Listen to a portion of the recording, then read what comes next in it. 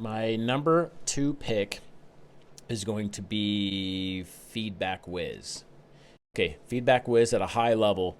It's a communication tool, and actually, it has multiple products within the suite. So I use it specifically for building relationships with my customers. I add in, I add in PDFs to the email. Hey, this is a product guide, instruction manuals, things that can help customers get. I want to deliver value to my customers, and Feedback Whiz. I can't even say that. Feedback Whiz delivers value, right? So it automates emails. Let's say every time. Okay, so my business is at the level now where I'm doing thousands of orders a month. I cannot go and sit down and reply to all 6,000 of my customers, right? Well, Feedback Whiz is magical. You go in and you build out campaigns, and one time build out these campaigns, what you want to say and to your customers, and Feedback Whiz automates everything. It links into my Amazon Seller Central, and it will, when an order comes in, automatically sends an email. You build templates, campaigns. It's a really, really good tool. And like I said, it essentially automates all of your communications. Some of the other features that it has, I use some of them. I don't use all of them.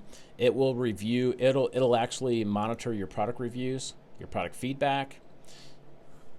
It monitors. Actually, it has a reporting feature. Your orders. It's really huge too. Something else that I do use.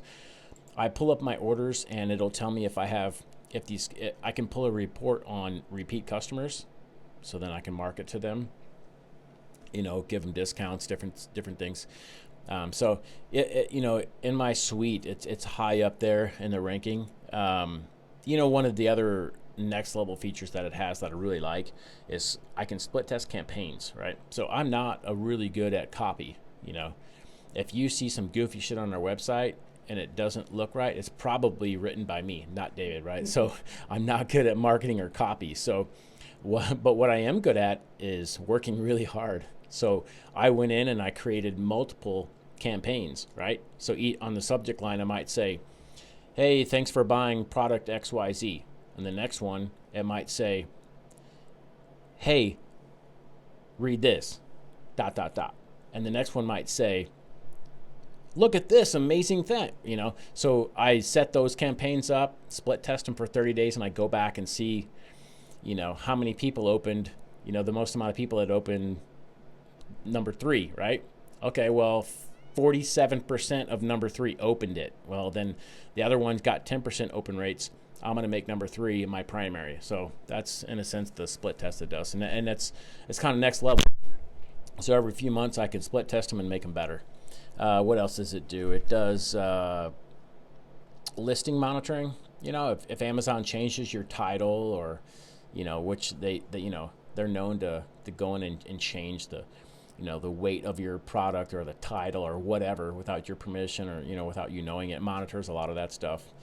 And one little trick not a trick, but it will tell you if you get a positive feedback.